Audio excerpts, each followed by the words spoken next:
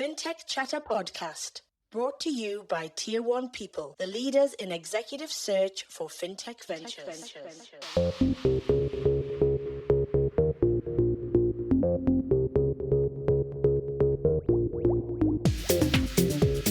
Hello and welcome to Fintech Chatter, the show where I connect with fintech leaders for a bit of a chat.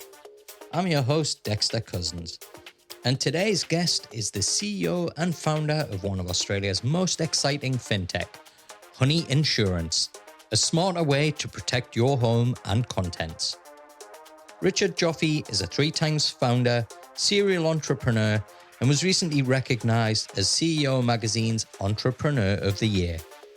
I chat to Richard on how to build a successful insurtech, the differences between launching a startup in the US, and Richard's greatest lessons and insights gained from 18 years as a founder. Strap yourselves in, folks, for a fantastic episode. And remember, if you enjoy this episode, please consider sharing it with your network. It really helps me spread the good word about great Aussie fintechs like Honey Insurance. Richard, welcome to your Fintech Chatter debut. Good to meet you, and thanks for having me on the show. Yeah, I think it's long overdue, actually. Some big accolades this last week would suggest that I've probably got my timing just right. We're going to talk about Honey Insurance in just a little moment, but in the intro there, I kind of noted two big kind of wins for you in this last couple of weeks. Do you want to tell our listeners a little bit about that? Yeah, I mean, Honey's been at it for about 4 years. We launched publicly about 2.5 years ago, June of 2021, and we've really hit our stride. You know, we've grown from about 20 to 100 people over the past year. I got Entrepreneur of the Year from the CEO Magazine last week, and I think really excited that we were on the Deloitte Fast 50 on the tech side of things. So we were the 6th fastest growing tech company in Australia this year, which is it's a great testament to the team. And as you know, there's just so much grind that happens behind the scenes. So it's nice when the 1% of the time you can kind of pop your head up and actually just take a breath and smell the roses and realize that it's working. It's it's nice and important, I think, for the team. So it's wonderful.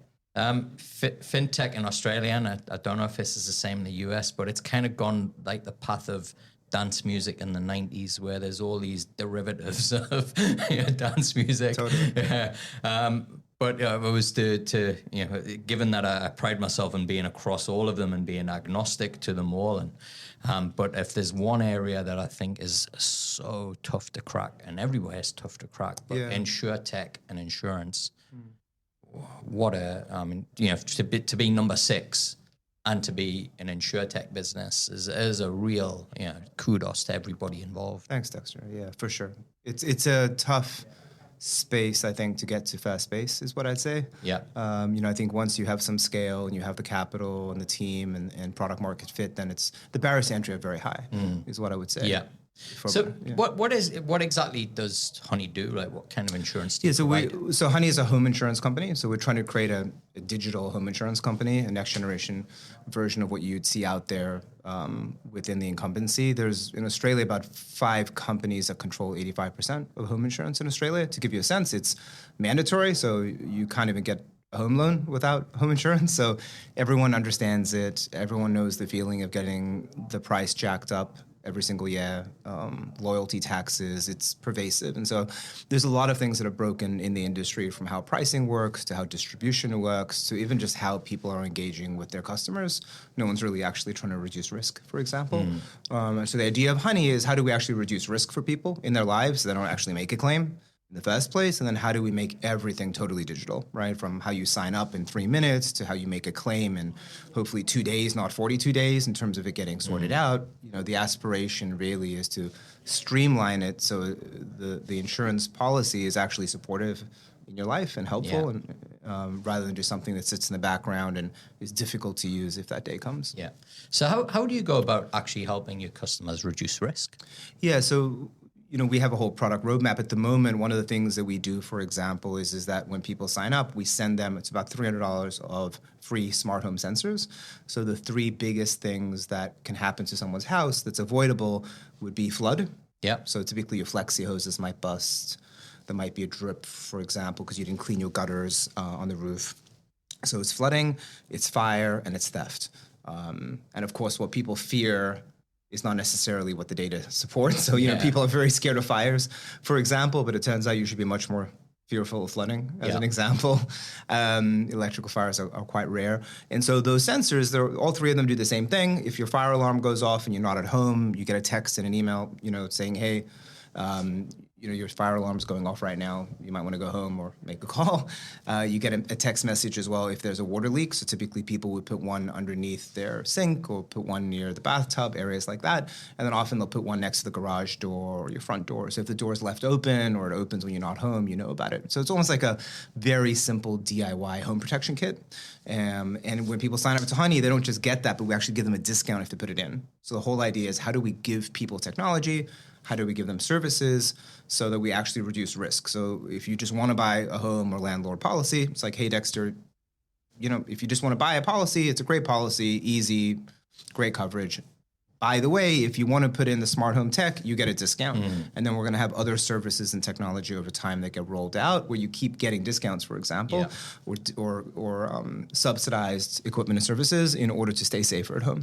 Right? So ultimately, I think the bogey for what the industry should look like is actually having lower home insurance and other insurance products as well over time. The price should actually go down if people are better behaved, rather than the way it works now, which is that the behavior of that individual person is not included in how the price works, right? All we know is your house is your house. We don't really take into account if you're a good or a bad actor, so to speak. Yeah. So I'm getting kind of serious 2017 vibes here when I used to be heavily involved with InsurTech Australia, and we'd have major insurers come and present, and they'd talk about this. Yeah. But it all seemed like some dream off in the distant future. Sure. How has it in actual application worked, and what kind of feedback are you getting from customers? I mean, well, we have tens of thousands of Australians that have sensors now installed throughout their houses, right? So it's at scale. Yeah. Honey, to answer your question directly, Honey runs at a 91 NPS score. My understanding is that's never been achieved in the history of the industry, anywhere close to that, in fact. And so the customer testimonials are kind of off the charts. The industry average ranges from 6 to 30, depending on the year that you look at. And so 91 is, I think, a really strong indication at this point that people love the experience, both the purchase experience, the claims, the onboarding. We're now going to be launching in a couple of weeks a notification. So if there's bad weather in your area or something to be concerned about, you get a text message to give you a heads up ahead of time. We get US satellite footage on people's roofs and their outlying areas, and we've built AI to detect if there could be something happening. For example, if a tree is about to fall on your house. So we're building a lot of really interesting tech like that to actually try and proactively keep people safe. Yeah. And so I think the result, people have a very low expectation of insurance in Australia, right? It's been an incumbency. No one's jumping up and down saying, I love my insurance company. It's just not true. Yeah. And so we have an opportunity to really change that mindset from something which is very much a grudge purchase that people don't want to buy to something where people feel they're actually getting value for their money and hopefully are actually better off for spending their $2,000 a year, right? Yeah. You know what? You've just kind of backed up a sales pitch that I gave a candidate who's just accepted a role with an insurer, and he's a technologist. And my pitch was, hey, it sounds boring, but I think insurance is going to be the most innovative place out of all kind of fintech that's out there over this next decade for the very reasons that you just mentioned around. I think it touches everything, right? Listen, we have a very low baseline of expectation because if you think about what incumbents within the insurance industry are doing, they're largely protecting a back book, which makes sense. Yeah. If you've got $1 to $5 billion in premiums, for example, in Australia, the question is, how do we manage that? How do we make sure we're getting the most dollars out of those existing customers? They're not thinking about how do we invest into innovation for those customers because they're your customers already. Yeah. Right. And so there's not really such a tangible return on investment. And a lot of people that are running these incumbencies are much more incentivized to kind of keep their jobs, I would say, than they are to swing for the fences. Yeah. Right. So, it's not like someone makes $200,000, and they could make up to $2 million if the company hits it out the park. That's not an economic reality for most people in an incumbency.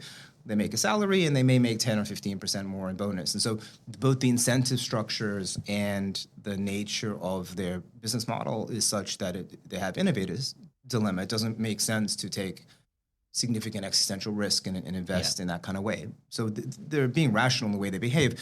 I think that we have the benefit with a clean slate to be able to say, okay, well, what should the future experience be of a consumer? In our case of home insurance, but the same thing goes for pet and small business and other areas, motor. What should that future experience be? What should the economic relationship be? And because people literally never hear from their insurance company other than if they make a claim, which is 6% of the time, there's an opportunity to actually create a more intimate relationship with customers where we're able to be proactive and try to use data for the better to help them save money. And these are all really interesting spaces, I think, for us to work on.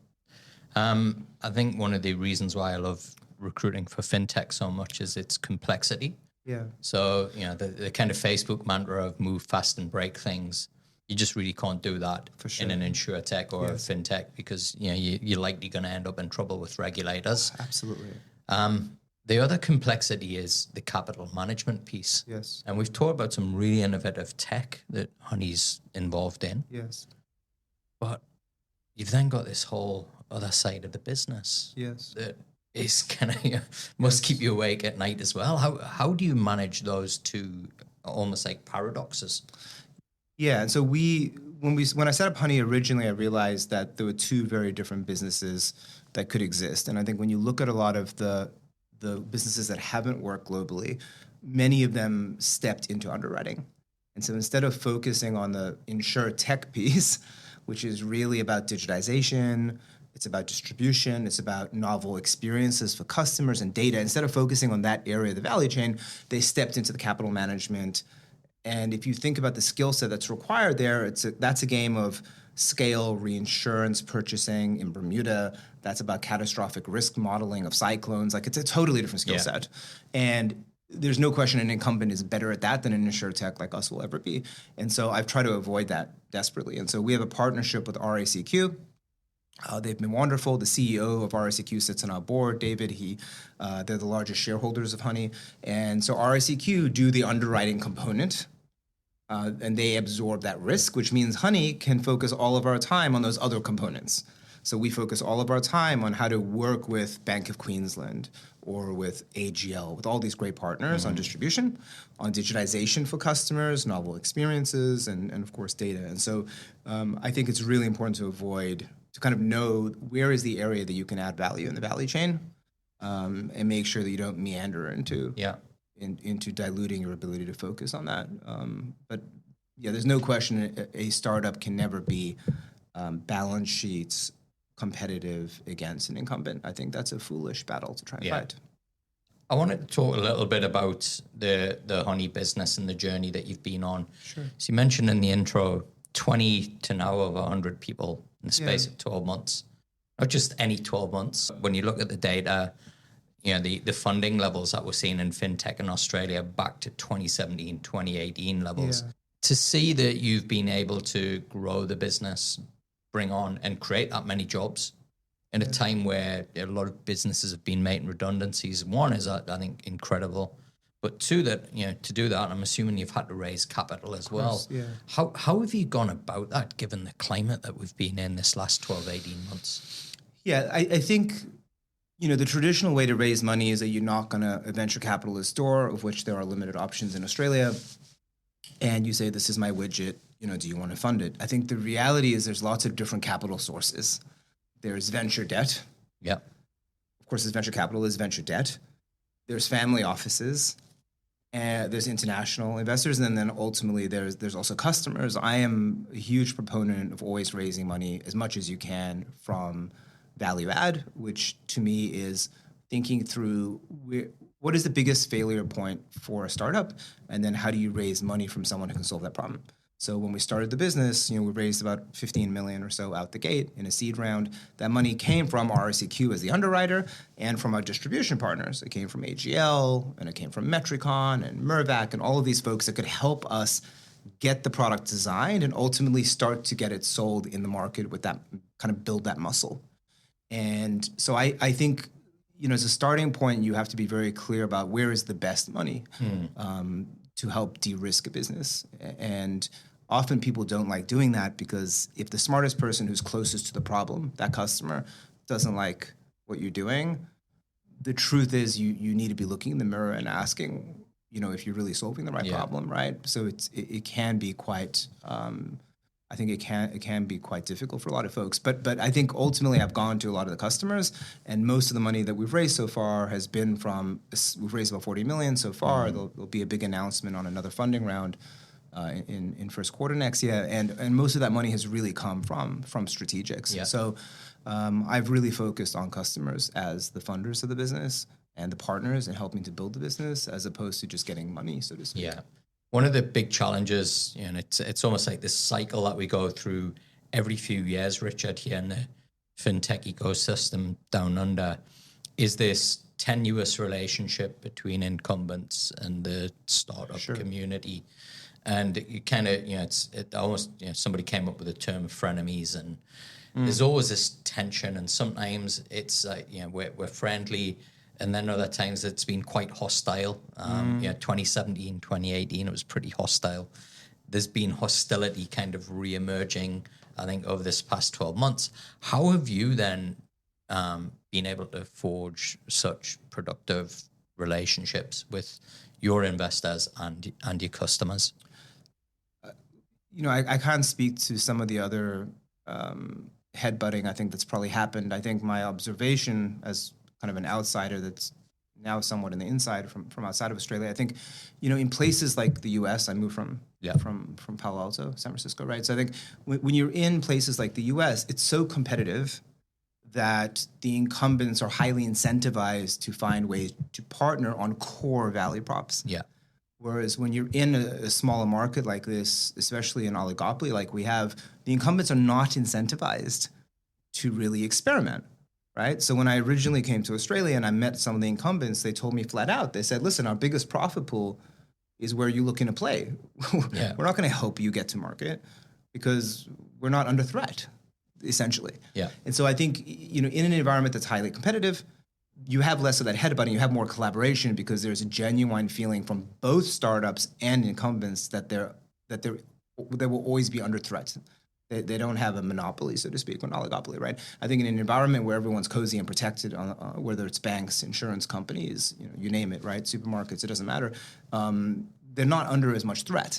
And so the consequence is that they can be much more isolationists when it comes to actually putting core profit pools at risk for innovation. So I think that's just one observation.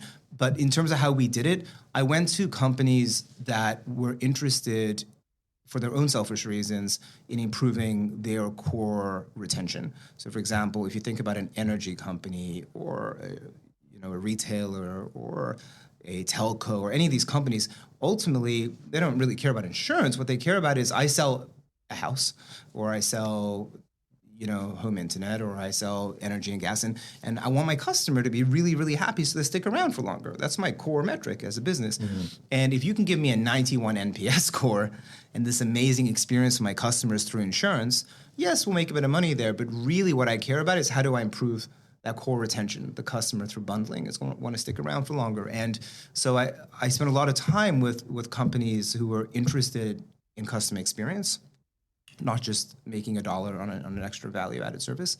And if that's the case, they're going to be highly motivated to try and partner. And so I didn't go to the big insurance incumbents and say, help me, right? What I did was I went to all of the distribution partners and I said, you are selling a core product.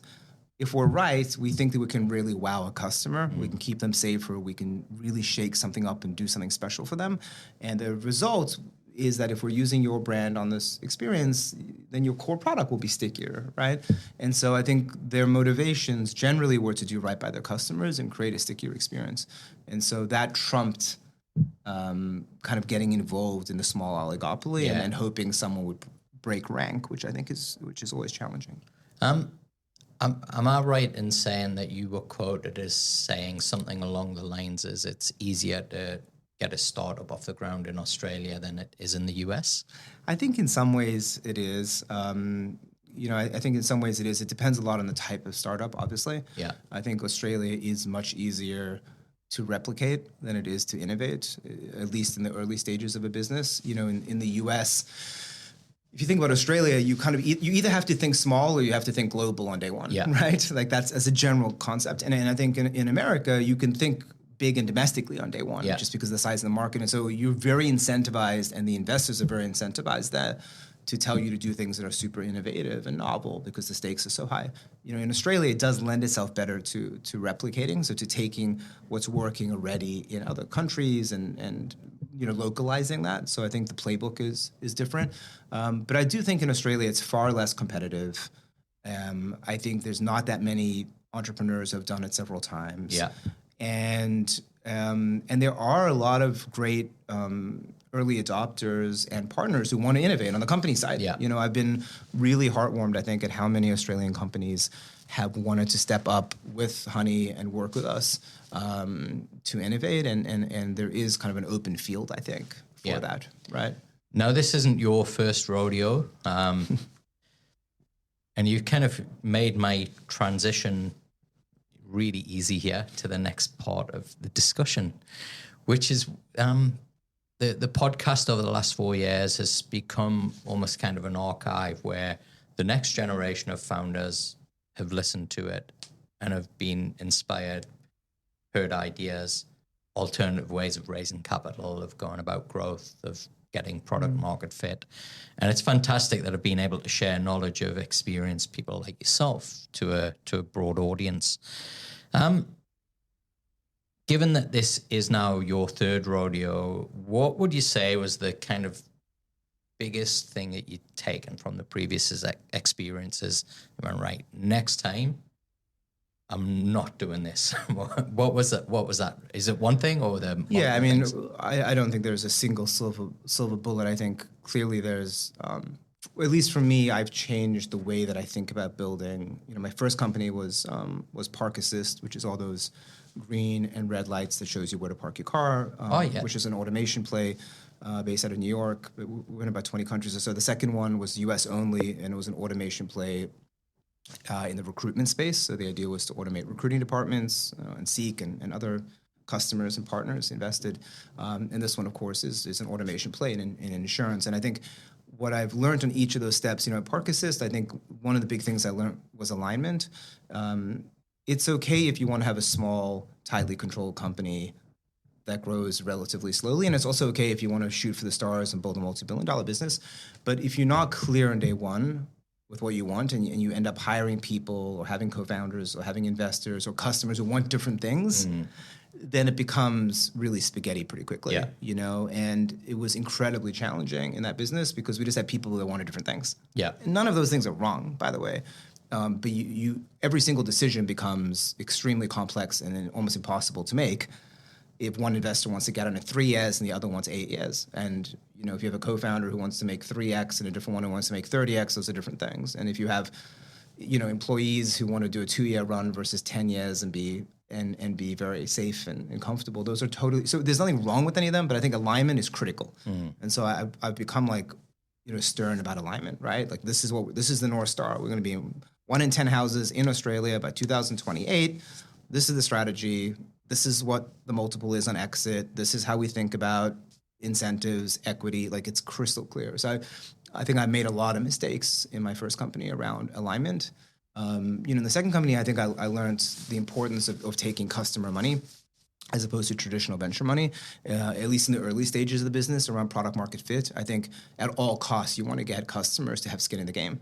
Now, that could be that you offer Dexter, my new service, that costs $1 million for a 10-year license, and I give it to you at half price in exchange for you giving me some feedback once a quarter. Whether it's a deposit, a discount, an investment, sitting on the board, just at all costs, get them to have skin in the game because you need that feedback. Honest feedback is just invaluable. And everyone wants to be polite, so they're going to tell you it's a lovely idea, but then you go build it and they don't buy it, or they buy it and they don't tell you why it's wrong. And so there's nothing that's more powerful than feedback. And so I think alignment is critical. I think taking money in the pre-product market fit stages from customers that are close to the problem, I think is critical. And then the other thing I think is overpaying for top performers. I think that there's a tendency for people to always just look at the middle of the bell curve, right? Yeah. And say, well, the difference between good and great is $20,000, so let's just pay that. The reality is someone who's exceptional is really worth 3, 5, 10 times someone who's average. Yeah. And we don't think about it like that. We always think, well, that's not equitable, that's not fair. And I think that that's actually just not true. And so I've become, and I don't get to make all my own decisions running the business. I have investors, but I'm a very big fan of like overpaying equity, for example, like disproportionately overpaying equity for top performers, because if we get great value, they should be a part of that, and they should disproportionately be a part of that. Nothing would make me happier than there being dozens of millionaires out of honey in the next 3 or 4 years, and they deserve it, by the way. So, I wanted to talk to you about the culture that you're building here, and really impressive office space. Even more impressive that it's full. True. True. What is the secret sauce to getting everybody here under the same roof and kind of building together versus them kind of all in their bedrooms everywhere? I think I'm very clear. From Bondi, working from home. True.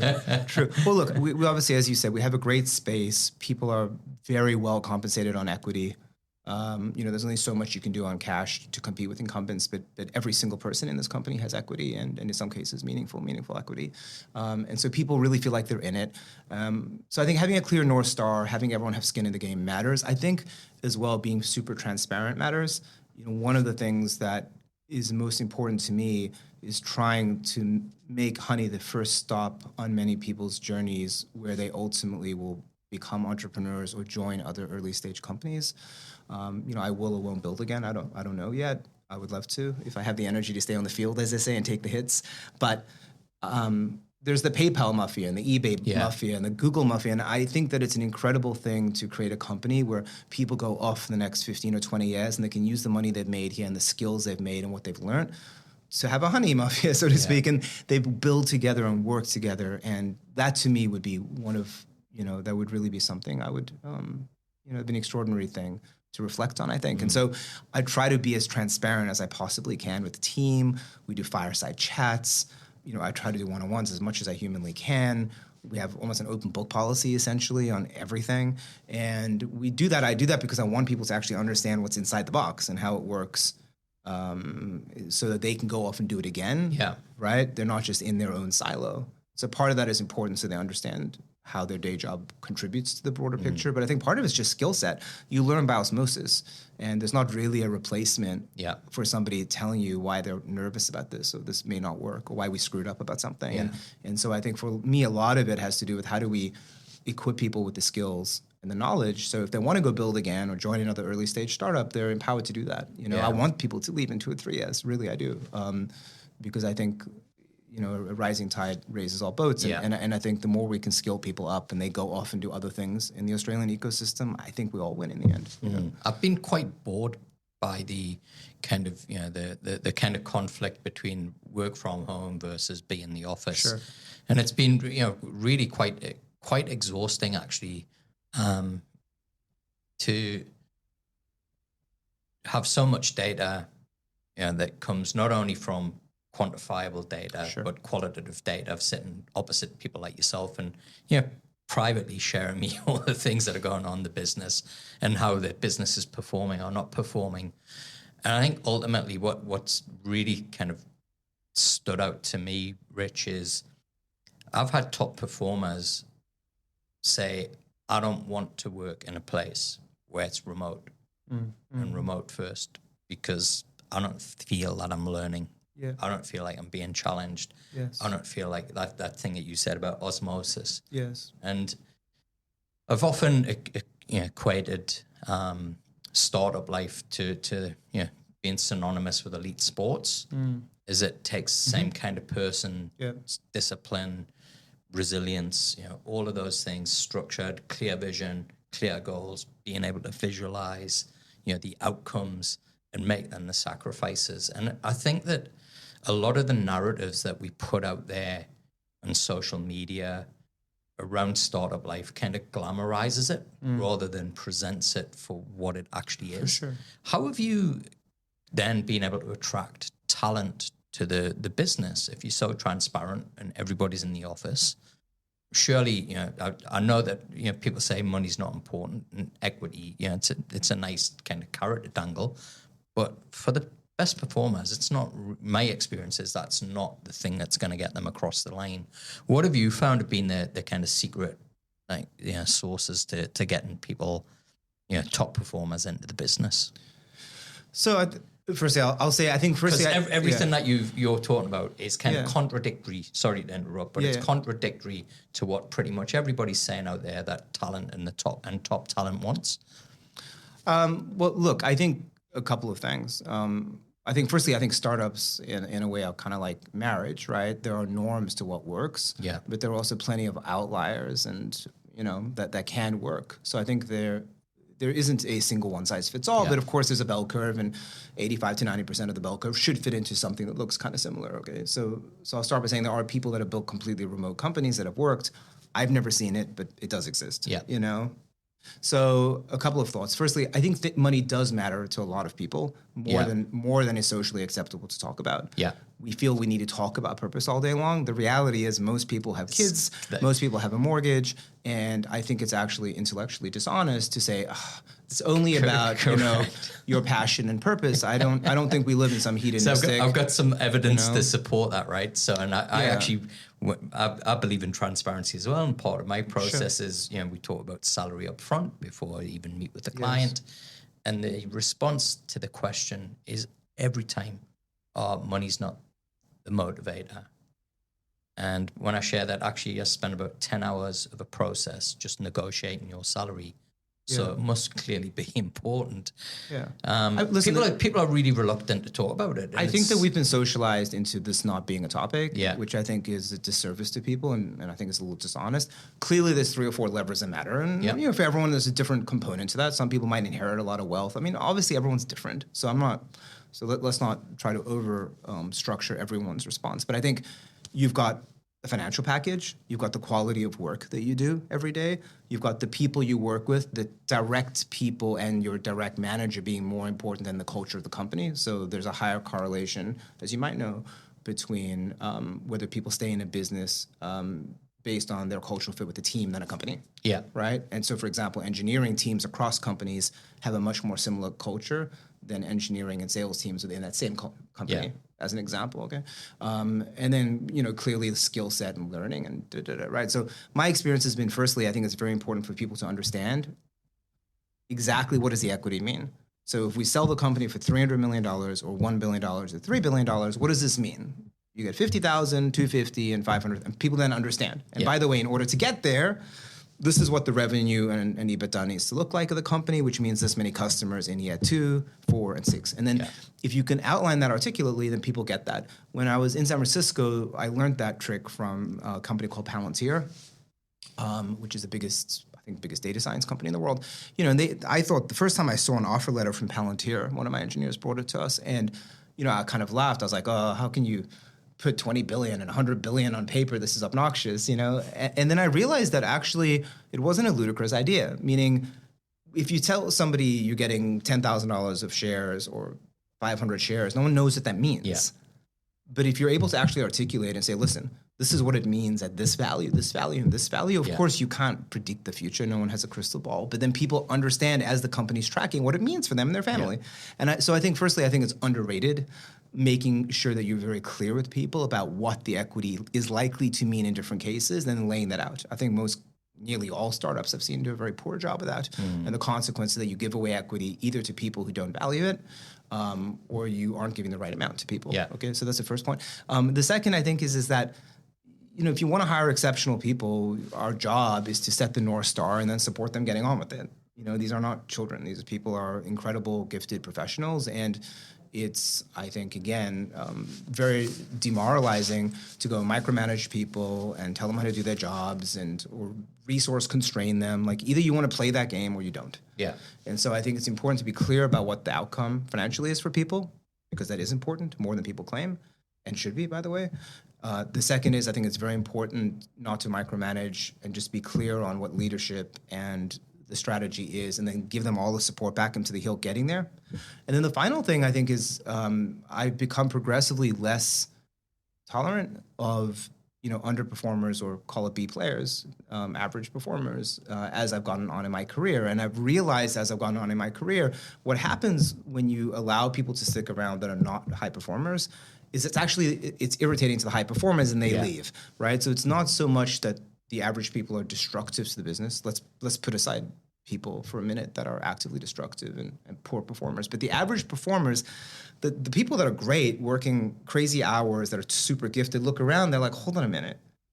I'm in the same cohort as this person. I'm not really learning from them.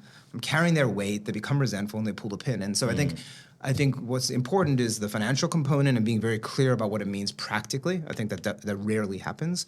I think it's very important that you play a supporting role with the North Star and then kind of get out people's way. And I think over-management, micromanagement, I think happens a lot in startup world, because you were the only person there on day one, and it's hard to transition intellectually to letting go when it's your baby. And then I think the third one is you have to be fairly ruthless about ensuring that you remain a high-performing culture. You can be supportive and coach people, but I think it's very easy over time to not have hard conversations. Yeah. And the consequence is that your best performers end up shopping around. Yeah. And that is, I think that's very dangerous. Yeah. We're in a period where, terms like vulnerable leadership, creating psychological safety are terms that are being thrown around in startup land, where I kind of really struggle to understand how they're actually synonymous with the environment that people are getting into. And I think it's absolute nonsense. Yeah. Honestly, I think it's absolute nonsense. And I think then you need to go to a big company where there's a culture department and so like startups are a blood sport. Yeah. They're a complete blood sport. I'm going to give you like an axe and a bat, and it's 3:00 in the morning, and you're outnumbered 100-1. And by the way, you have $2 in your pocket and no food. And I expect to see you on the other side in 1 year. Good luck. Yeah. It's like, well, I mean, so I'm not suggesting for a second that, you shouldn't be an upstanding person and do your best to help it. Of course. But I think this idea that, it's 9 to 5 and work from home any day you want, and what, if you're not performing, let's take the next 6 months and think through it. You'll just die. Yeah. Like, you have to be, only 1 in 7 companies that are venture funded Series A return positive money. Meaning 6 out of 7 are neutral or die. That's from Series A funding. Yeah. Forget about seed. Forget about pre-seed. So this is a very hard sport, right?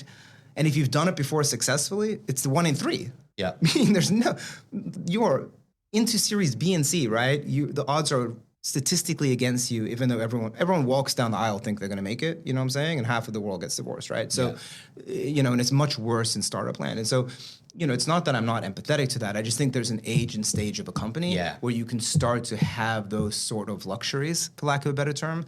And if you want to join an early stage company, you're going to be working for less money, much longer hours.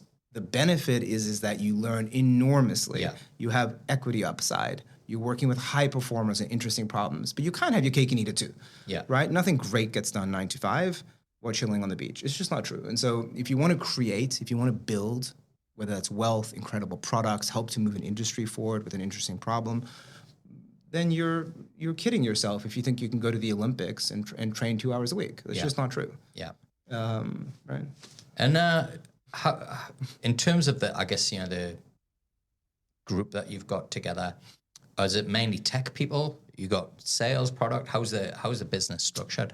Yeah, so the business is about 50-50. About half the company are in the contact center. So that's anything from sales to claims to learning and development. And then the other half of the company, which is about 50 people or so, are almost are mostly technology, so engineering, design, products. There's a few kind of talking heads like me, but for the most part, so we really have 2 companies. We had to build a technology company, which is the world that I've largely come from for the last 2 decades, and we've had to build an insurance company. And one of the things there's been several things that have been quite hard about building Honey, but I think one of them has been that we've really had to build 2 companies. Yeah. And those 2 companies actually have very different DNA. Yeah. So finding people, like we're incredibly fortunate to have like Galia Durbach and Angelo Azar and Owen Trahey and these incredible people from the world of insurance who wanted to shake up things in a way that's different. It's very hard to find people that have spent time within the incumbency, but have said, you know what, we can do better if we start with a blank sheet of paper. How exciting would that be? Let me let go of what I've been building and protecting in a sense for decades and help to build what the future should be. And so we've had to find people from incumbencies who want to build a future along with these kind of move fast and break things technologists. And you couldn't think of 2 more different personality types, right? Like an insurance person by definition, they spend their whole life calculating the probability that Dexter is going to trip on this camera, fall down the stairs, and then hit the umbrella, right? Yeah. Versus the technology people who are thinking, okay, 3, 4, 2 back, 3, 4, 2 back, just move. And so getting those people to bind together and build together, has been amazing. But it's been obviously challenging to build that type of team. Actually, really, your kind of success rate in doing that is extraordinarily high. So the data that I've collected over the last 7-8 years shows that, particularly for an early stage business like Honey, 9 out of 10 execs or leaders who move out of an incumbent into this environment leave within the first 6 months. Yeah, I believe that. I think one of the benefits of having done it several times is that you know the right questions to ask. There were several people that did join on day one that didn't make it. There were several people that said they would join that just in the end didn't quit their jobs. There were 2 of them. So, I think what you see as the veneer is different to the reality, right? If there were 6 people joining on day one, only 3 really joined, as an example, right? On the exec team. So firstly, it wasn't so simple. I would say that once you've done it for a while, you can just be more honest with people. You're like, look, this is what you're signing up for. This is what's amazing about this ride. And this is what's going to be really tough about this ride, And I think the more experience you have, the more you're able to ask the right questions and be honest with people. And so people kind of self-select in or self-select out, which is the most self-selection is what I keep saying to my clients is the most powerful recruitment tool that I know of. Yes. And it's tough, right? Because you want to sell people and you're desperate to get this amazing person to join and to build with you. The reality is if it's not actually the right thing for that person, then you're doing them and you a disservice. And so I spend a lot of times early when I'm building companies to try and understand on the founding team what's actually right for that person. Right? Because if someone's got 3 young kids at home and their partner doesn't work and and they've really been at a big company the whole time and maybe this isn't the right thing for them. Maybe it is in 10 years, but maybe it's not the right thing today, right? And so I think it's very important not to just sell. I think it's very important to rather just try to figure out what the truth is. What's the truth for this customer? What is the truth for this investor? What's the truth for this potential founding team member, right? Like what is actually the right answer for them? Should they be an early adopter? Should they put in money? Like what, and I think the more you're just searching for whatever the truth is with these people without being attached to just selling, which is of course the default for all of us as founders, I think the more likely that you actually get the people on that stick and go, this is exactly what I wanted. It's the right thing for me. Of course, I want to be an early adopter customer. Of course, I wanted to fund you right now. I knew what you were thinking about. Or, of course, I knew I'm taking a 50% pay cut, but I can create significant wealth. My family's on board for this. This is exactly what I wanted, right? And I've made a lot of mistakes in the past overselling, essentially. Such a powerful distinction that you make, Rich, because I've got something that I'll say to clients is that hiring the right person at the wrong time is still the wrong hire. 100%. And we often see that you identified an amazing person, but there's so many different phases of growth that you've got to go through. Absolutely. That require very different people with different skills, different attitudes. Absolutely. Yeah, and it's just, as you say, it's just so difficult for founders who are so attached to the business and the outcome and the mission. And they want everybody, like a kid, you want everybody to love it and think it's beautiful, right? Sure. And to kind of stop and, just accept that moment of truth, right? Which this is not the right outcome. has such a, can have such a positive impact on the business? Yeah, it's hard because I think that the right mindset is to hold two ideas in your brain at the same time, which is very challenging, right? The one is, I'm likely to die, right? No matter how good you think you are, no matter how good your idea is, no matter how much feedback people have given you, you are statistically likely not to make it by an order of magnitude. And then you also have to hold in the head the fact that with your pom-poms, like, we're going to make it, we're going to get there, 100% unwavering, because every single investor you meet is a pessimist, right? So if you ain't an optimist, you're dead. Yeah. And so you have to kind of hold these two very challenging things in your brain at the same time, which is, oh my God, I'm not going to make it statistically. I need a backup for every single person on the team early on. I need to make sure there's 100 investor meetings, not 10. We need to make sure that if we're late by 3 months, we have enough cash. You're constantly thinking on the one side, how do I not die? How do I not die? How do I not die? Back up. And the other, you're like, of course we're going to make it. Of course we're going to make it. And it's very hard, I think, for anyone to hold those two ideas in your head, but you have to if you want to make it, I think. Yeah, I was just talking to somebody this morning about this, and we got on the subject of ego, and it was like, look, ego is essential to be a founder. Yeah. But my observation has been, I think the most successful founders have known the moments to drop the ego and not let the ego get in the way of making the right decision or the right reaction or response. Yeah, I agree with that. We're coming to a wrap up, but before we do, we're at the close of another year. Can't believe I'm saying that. What can we expect? It's obviously been a massive year for Honey. Yeah. What can we expect in 2024? Yeah, I'm super excited for the year ahead. We're ramping up, so the business will be hiring a lot of people. We'll be making a very big announcement in the first quarter, which I think will be one of the biggest funding rounds, certainly in fintech and insurtech in Australia ever. And we have, I think, 2 of the top 10 brands in the country will be launching with Honey as well. So we'll be announcing that in the next 3 or 4 months as well. So we've got some amazing partners. We've got some amazing tech and services that our product and engineering team is working on to really wow customers, which I'm super excited and proud of. And then we've got amazing investors joining the group as well. So we have a lot going on, and certainly there's no slowing down in sight, which is the way I'd like it to be. Awesome. Yeah. We get amazing talent listening to this show. I'm sure some of them are listening now and thinking, wow, sounds like a great place to work. Somebody's interested in potential career at Honey. Where's the best place for them to go to find out more? We're on LinkedIn, of course, but honeyinsurance.com. www.honeyinsurance.com is where all of the job ads are put up, and then our LinkedIn is pretty well trodden as well. You'll see a lot of updates and job openings there as well. Well, Rich, it's been fantastic to find out more about Honey. I'm really excited for you for next year as well. Dexter. It's amazing. Thanks for sharing all your wisdom and insights as well, and good luck to you and the rest of the Honey crew. Thank you, and thanks for having me. You're welcome. As always, folks, you can connect with me on LinkedIn. If you're new to the show, make sure to give us a follow on your favorite podcast player. And if you're feeling generous, please leave us a review. It really helps me book fantastic guests like Rich. If you're coming back, thanks so much for your support. You've got no idea how much it means to me.